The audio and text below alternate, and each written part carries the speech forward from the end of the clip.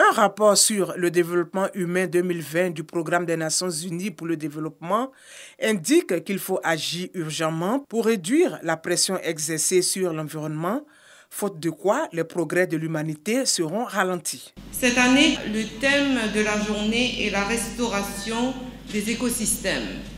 Donc un thème qui nous invite à nous engager davantage à rétablir notre relation avec la nature, à réinventer cette relation et mieux apprécier les retombées positives de l'environnement sur notre quotidien.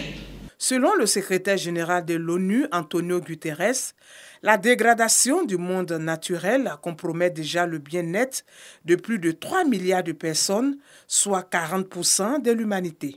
En cette journée mondiale de l'environnement, nous lançons la décennie des Nations Unies pour la restauration des écosystèmes.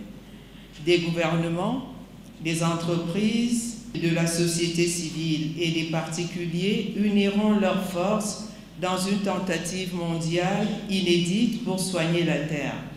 En restaurant les écosystèmes, nous pouvons induire une transformation qui contribuera à la réalisation de tous les objectifs de développement durable.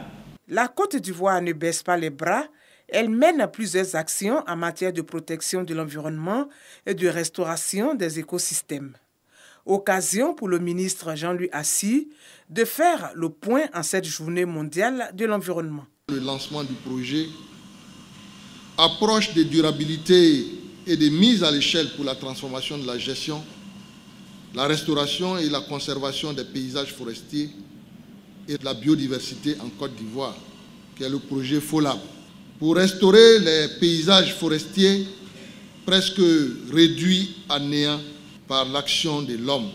La mise en œuvre de l'investissement pour la résilience des zones côtières ouest africaines, financé par la Banque mondiale sur la période 2018-2023, ainsi que les activités de la RED+, et de l'Office ivoirien des parcs et réserves, sont également des actions d'envergure pour restaurer notre environnement.